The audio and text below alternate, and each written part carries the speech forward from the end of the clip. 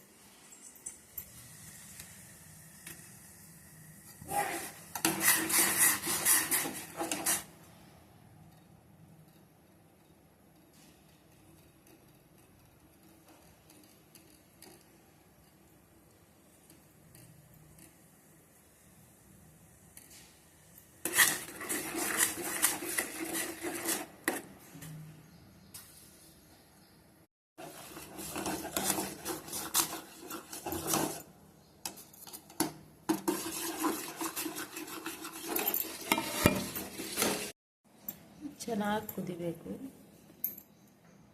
ಚಂದ ಕುದ್ರೆ ಟೇಸ್ಟ್ ಬರ್ತದೆ ನೋಡ್ರಿ.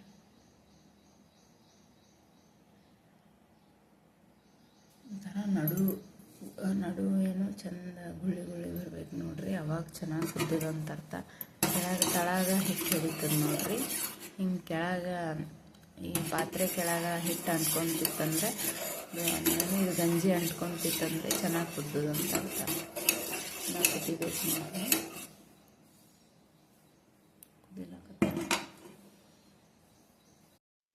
ಸಿಂಪಲ್ ಇನ್ನ ಮಕ್ಕೊಂಡ ನೋಡ್ರಿ, ಗಂಜಿ ಮಾಡಾಕತ್ತೀವಿ. ಹಾಕಿ ಮೇಲೆ ಹಾಕ್ರೆ ಮತ್ತೆ ಬಂದ್ರೆ ಹೊಳ್ಳಿ ಈ ಕಡೆ ಮಲ್ಕೋತಾನ. ಮನ್ಸಿನ ಮೇಲೆ ಕಂಫರ್ಟ್ ಆಗಲ್ರಿ, ಬೆನ್ನೋ ಬರ್ತಾವ. ಅವನು ಕೆಳಗೆ ಇರ್ತಾರೆ, ಕೆಳಗೆ ಮಕ್ಕಳು. ಬ್ಯಾಸ್ಗಿ ಅದಲ್ರಿ, ಹೀಟ್ ಆಗ್ತದ ನಮ್ಮಲ್ಲಿ. ಚಸ್ತಿ ಅದ, ಬಟ್ ಹೀಟ್ ಏರ್ ಕೂಲರ್ ಸಲಗೆ ಏರ್ ಕೂಲರ್ ತಗೊಂಡಿವಿ.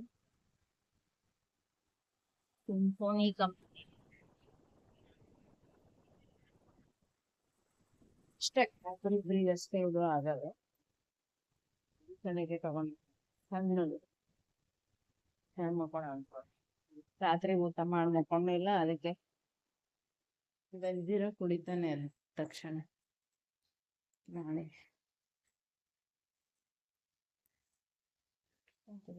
ನೋಡ್ರಿ, ಇದು ಕುದಿಬೇಕು, ಸ್ವಲ್ಪ ತಳ ಹಿಡ್ಕೋಬೇಕ್ರಿ ಗಂಜಿ. ಜರ ತಳ ಹಿಡ್ಕೊಂತಂದ್ರೆ ಇದು ಕುದ್ದದ ಅಂತ.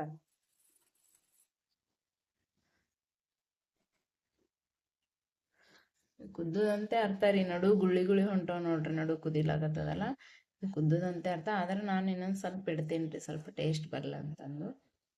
ಸ್ವಲ್ಪ ಯಾವಾಗ ತಳ ಹಿಡ್ಕೊಂತ ನೋಡ್ರಿ, ಅವಾಗೆ ನಾನು ಆತ್ ಬಿಡ್ತೀನಿ ರೀ ಒಲೆ.